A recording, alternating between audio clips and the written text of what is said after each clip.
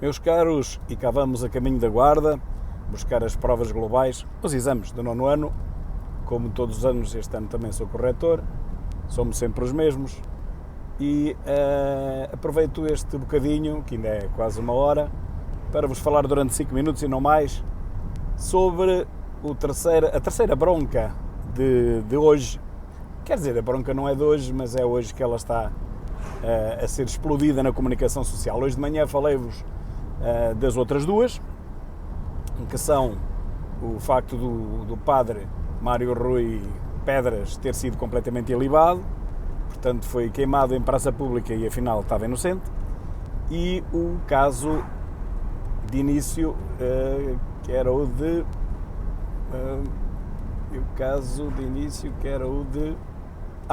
o do Montenegro, que perdeu completamente a autoridade no próprio partido e, sobretudo, no Parlamento. Ele retirou a confiança ao Pinto Moreira e o Pinto Moreira voltou ao Parlamento, continua na bancada parlamentar e, ainda por cima, está nomeado para 2 comissões. Numa delas ele é efetivo, na outra suplente.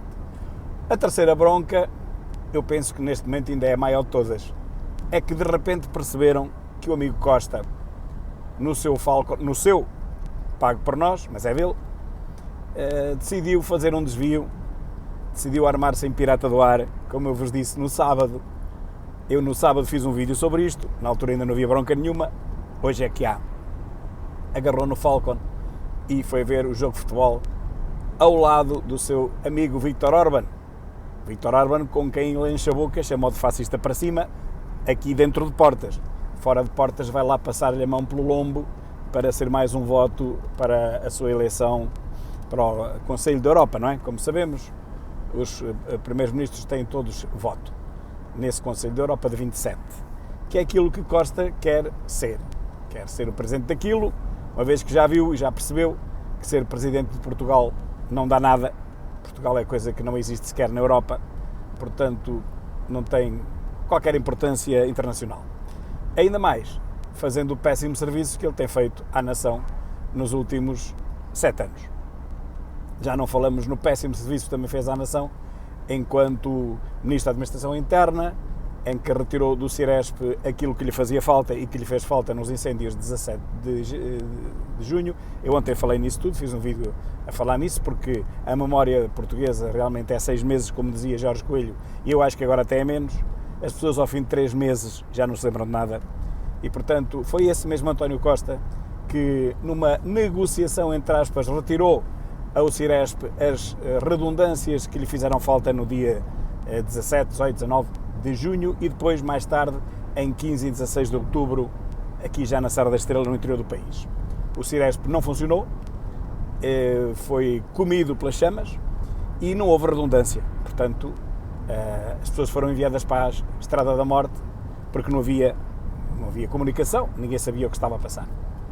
Aqui na Serra da Estrela foi exatamente a mesma coisa, estava tudo a arder em todo lado e os bombeiros não apareciam em lado nenhum, pois os próprios bombeiros não sabiam, e também não havia gente suficiente, a verdade é esta, mas os próprios bombeiros não sabiam para onde é que haviam de ir, ninguém os mandava ir para lado nenhum. Esse caso foi um bocadinho diferente porque tivemos o comandante dos bombeiros da altura, e sim, acho que se chama presidente da Proteção Civil aqui de Ceia, estavam de férias. Num dia vermelho, estiveram os 2 de férias, chegaram os 2 a metade do dia, já o fogo tinha tomado conta disto tudo. Na altura fez-se um programa de televisão, foi até Sandra Felgueiras que veio, denunciar tudo isso. O antigo comandante dos bombeiros ainda tentou negar, mas não pôde negar, porque as evidências estavam lá, os registros estavam lá, a hora que ele chegou ao quartel. O outro nem sequer tentou negar, o outro disse logo que era verdade, que não estava cá em Ceia, tinha mais que fazer, estava de férias. Num dia que era proibido estar de férias, num dia assinalado como de alerta vermelho. Nada lhes aconteceu, pelo contrário, um acabou por se ir embora, o outro foi promovido, é dono de um pequeno feudo, o reino de Camelot, aqui na Serra da Estrela, tomou conta do aeródromo, é o dono daquilo tudo, não deixa que nenhum carro se aproxime, saltam logo ao caminho os seus escudeiros, a perguntar o que é que a pessoa está ali a fazer, como se fosse proibido andar em terrenos públicos. Já me aconteceu 2 vezes, saltaram-me ao caminho, perguntaram-me o que é que eu andava ali a fazer, eu tive que lhes explicar que aquilo era Portugal, não era nenhum reino Pronto, e lá me deixaram ir, que eu também não ia para lado nenhum, mas dentro do aeródromo, claro que não entrei. Agora, isto para dizer que a Proteção Civil não funcionou, os bombeiros funcionaram, mas à maneira deles, cada um para o seu lado e cada um a puxar para o seu canto. Mas o que me traz aqui é falar do Falcon, no Falcon do nosso amigo Costa, que inexplicavelmente fez um desvio e foi ver o jogo da bola. Ora, isto é para dizer o seguinte, isto era uma coisa que é de menos importância, mais, sei lá, mais 50 mil euros, 60 mil euros, isso não é dinheiro, a dividir pelo povo todo. Se fosse para o Costa, pagar 50 ou 60 mil euros, é claro que ele pensava duas vezes, mas como não é ele que paga, somos nós. Agora, isso é o menos, não é? Se dissermos, é por causa disso que ele está a governar mal. Não, ele não está a governar mal por causa disto, ele está a governar mal por causa de tudo. E isto é um pequeno exemplo, apenas.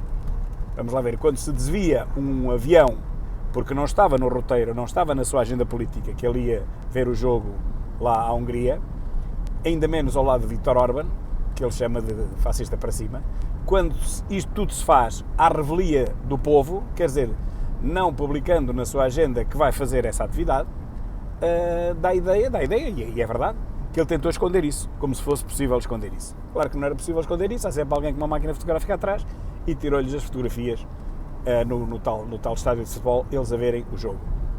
Veio com a desculpa esfarrapada, não ele, que ele ainda não falou sobre isso, não abriu a boca sequer, mas o seu homem de mão, já que estamos a falar em escudeiros, o seu escudeiro, que de vez em quando tem uns arrufos de namorados, mas depois volta tudo a correr bem, que é o nosso Presidente da República, veio defendê-lo, como se isto fosse defensável. Veio defender o próprio Primeiro-Ministro, dizendo, ele quis ir dar um abraço ao Mourinho. Nada contra, pode dar um abraço ao Mourinho, desde que seja ele a pagar a viagem. Tudo bem, pode dar 2 abraços ao Mourinho, que por azar não deu nenhum. Nem à chegada, nem à partida, porque não teve tempo de estar com o Mourinho. Portanto, balelas, tretas. Agora, como é que o Presidente da República se presta a estes serviços de branqueamento de coisas que são completamente inexplicáveis, e aqui ainda se fosse a primeira, pronto, era a primeira, foi um lapso, não, nós temos um longo historial de recadas que envolvem jogos de futebol, estádios de futebol, viagens para ver jogos de futebol, da parte de vários governantes, por acaso todos eles socialistas, mas isso é apenas um acaso. E, portanto, não é a primeira vez que acontece esta coisa. Eu acho que eles têm um fascínio qualquer pelo jogo da bola que os leva a ir de propósito à Hungria ver um jogo, como se ele não fosse transmitido pelos canais mundiais de futebol. São transmitidos todos esses jogos. Bom, mas é preferível ir à Hungria, estamos lá ao vivo, a sentir aquele calor humano e não pagamos nada, o avião fica à nossa espera e depois vem embora. Depois houve uma segunda tentativa, também por parte do nosso ainda Presidente da República, dizer que aquilo deve ter sido uma paragem técnica. Bom, aquele homem não sabe estar calado, não é? Aquele homem prestava um grande serviço à nação se estivesse calado de vez em quando. Se de vez em quando estivesse calado, porque é certo e seguro que de cada vez que ele abre a boca, Portugal perde. Os portugueses sentem-se insultados, porque ele insulta-os mesmo, insulta-lhes a inteligência. Ele pensa que não, porque ele já não está em condições, na minha opinião, já não está em condições intelectuais de perceber a triste figura que está a fazer na nação. E, portanto, ele acha muito natural o que aconteceu, desviar-se um Falcon para se ver um jogo. Portanto, ele acha tudo já muito natural, tudo muito natural. Nem quero imaginar o que é que ele vai achar natural a seguir. E temos que aguentar mais 2 anos, a verdade é esta. E com ele aguentar Costa outros 2 ou 2,5. Portanto, esta foi a vergonha, mais do que o desvio do avião, foi a vergonha do Presidente da República a tentar desculpar Costa. Tive que travar aqui no semáforo, para não dizerem que eu não cumpro as regras do trânsito. Ora bem, mas a segunda vergonha, tão grande como a primeira, é que Portugal não tem só uma figura, principal figura do Estado, depois tem uma segunda, que é bem pior que a primeira. E tem uma terceira, que é o Costa, que é bem pior que a segunda.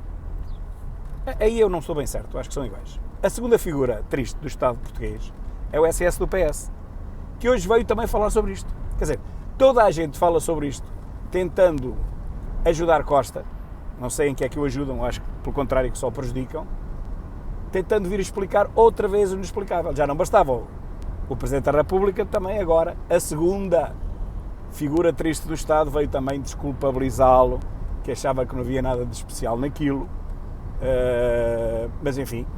E outra coisa, e que Costa não está próximo de Vítor Orbán, por acaso estava sentado ao lado, sei essa proximidade que ele fala, diz que não está próximo, só está próximo enquanto Primeiro-Ministro, porque aí estão os 27 próximos. Não é verdade.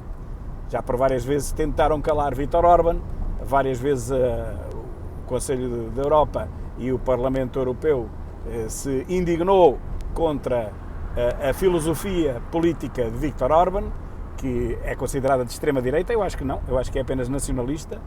Ele tem o direito de não defender ideologias estranhas à perpetuação da espécie, como seja aquela ideologia que toda a gente sabe, do arco-íris. Se todos fôssemos do arco-íris, a humanidade terminava em 60 anos, não havia crianças. Mas parece que ninguém fala nisso, parece que ninguém percebe isto, ou não quer falar nisto, não sei. Portanto, se há coisa anti-natura é aquilo. Ele também não aplaude a entrada livre de imigrantes clandestinos, está no seu direito, eu também estou de acordo com ele. Imigrantes clandestinos não é para manter, é para repatriar, como fazem aliás os Estados Unidos da América, cujo presidente não é Trump, é Biden, e que a propósito bateu todos os recordes de tiroteios este ano. Até maio foram 230 e tal, eu fiz um post com aquilo, foram 320 e tal mortes, 230 e tal tiroteios. Só este ano o presidente não é Trump, é Biden.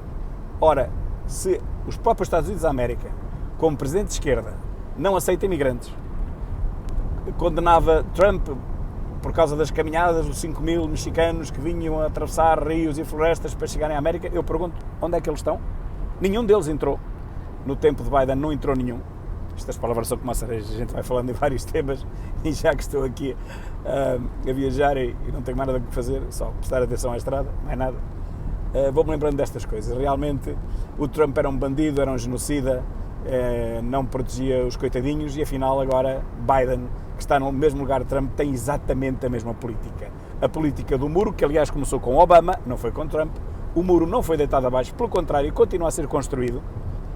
Os imigrantes clandestinos não entram nos Estados Unidos da América com a administração Biden, como não entravam com a administração de Trump. Entram sempre alguns clandestinos, conseguem furar, mas não se deixam entrar, portanto legalmente estão impedidos de entrar. E isso acontece também com o Vítor Orbán, não os deixa entrar, desculpem.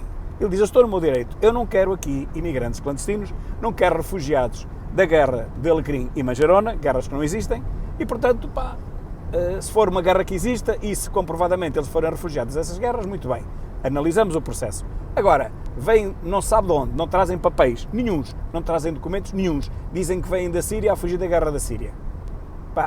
Não existe, isso não existe, tem que ser comprovado, senão toda a gente no mundo vai dizer que vem da Síria e vem a fugir da guerra da Síria. Como compreendem, isso é impossível. Mas em Portugal ninguém quer saber, basta dizer que vem da Síria a fugir da guerra do Afeganistão ou que vem do Bangladesh a fugir da guerra do Nepal. E entram todos. Basta dizer que vêm a fugir de uma guerra qualquer, mesmo que a guerra não exista, mesmo que o país que eles dão como origem não exista, podem inventar um país que é igual. Por exemplo, Katmandu. Podem vir... como é que era aquele país que era do Batman? Não me lembro agora o nome. Não me lembro. Havia um país espetacular, parecido com Katmandu. Portanto, inventando um país, inventando uma guerra, em Portugal toda a gente entra. Muito bem. Vítor Orbán diz que não.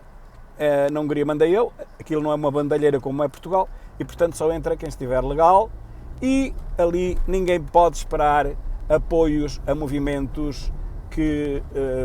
em breve trecho provocariam o fim da espécie humana, o extermínio da espécie humana, por não haver, obviamente, crianças a nascer. E, portanto, está no seu direito. E Costa enche a boca criticando Vítor Orbán. A verdade é que depois vai ver um jogo de futebol sentado ao seu lado. Não há nada como a hipocrisia socialista, meus caros, eu adoro isto. Eu realmente, quando vejo Costa falar, eu digo, não. É um mistério. Não há, quer dizer, não vejo outro como ele. É um mistério como é que um tipo tão mediano, que ele não tem inteligência nenhuma notável, zero, ele ao pé de Sócrates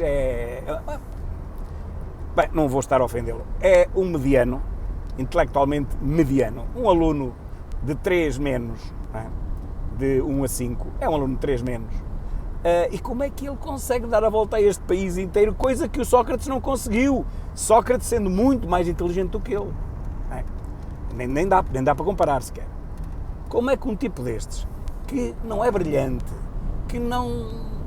Enfim, não tem nada de especial, nada que se lhe possa apontar como sendo diferente de toda a mediania política portuguesa, que está cada vez pior, mas aliás, como está na Europa inteira, não é? Já não há um político de vulto na Europa inteira. Se calhar morreu a semana passada, o último, lá o Berlusconi, porque eu não vejo mais ninguém ao nível dele.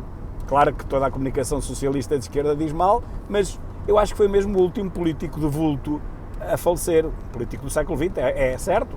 O século XXI também ainda é jovem, mas já não há mais ninguém, já não há políticos como a Margaret Thatcher, como o Mário Soares, para falar dos portugueses, como um Sá Carneiro, governou pouco tempo, mas mostrou o que valia, como um Helmut Schmidt, como um Giscard d'Estaing, mesmo até como o Mon Ami Mitterrand, como o Tony Blair, como a Margaret Thatcher, acho que já falei nela. Não há políticos destes hoje em dia. Hoje em dia é só mediania, é só gentinha de inteligência média, limitada, como eu lhe chamo, como lhe chamo também a AIL, inteligência limitada. Só há gente mediana, só há gente medíocre, não há gente notável. Portanto, a classe política portuguesa não difere, neste caso, de todas as outras da Europa. Só se vê gente limitada, como o Macron, por exemplo. O primeiro-ministro do Reino Unido não conheço ainda, mas também não me parece que seja nada do outro mundo. Enfim, já não há políticos de vulto. Então, entregámos a Europa a esta gente, a políticos que vêm das Jotas, começaram na política aos 14 anos e fizeram carreira política, como podiam ter sido outra coisa qualquer, alfaiates, sapateiros, marceneiros, droguistas, e alguns são droguistas, e pronto, e é isso que temos a Europa entregue. Ora, Viktor Orbán é um dos poucos que diz não, comigo a Europa não deixa entrar toda a gente, comigo a Europa não promove movimentos antinatura, e portanto façam lá vocês na vossa terra e deixem-me em paz. E ninguém pode dizer o contrário. Claro que o Parlamento Europeu logo se levanta contra um indivíduo que é diferente dos outros, que não alinha nestas palhaçadas, não alinha nestas coisas, das alternadeirices bimbáticas também, portanto, tudo que é agenda de ultra-esquerda, da extrema-esquerda patrocinada pelo pior português do mundo, que se chama António Guterres, o Gugu da ONU, que aqui fugiu do pântano, que ele próprio criou, e agora ganha milhões como um peão de brega da grande esquerdoidice globalista mundial. Jorge Soros e companhia. E, portanto, pronto, é isto. A ONU vai influenciando os países da esquerda e do centro, mas não influencia Viktor Orbán. E, portanto, um grande abraço a Viktor Orbán. Costa foi a única coisa que fez de jeito, foi sentar-se ao lado dele, ao contrário do que toda a gente hoje o critica. Eu dou-lhe meus parabéns. Olha, quando tu precisas, sabes onde é que has de ir, não é? Precisas do homem, precisas de voto do homem. Então, olha, já não é fascista, já não é xenófobo, já não é racista, já não é nada. É um gajo porreiro que dá um voto aqui para o Toino Costa. Toino quer é votos e não Hungria a um. Um grande abraço a Viktor Orbán e uma grande palmada no sim senhor António Costa.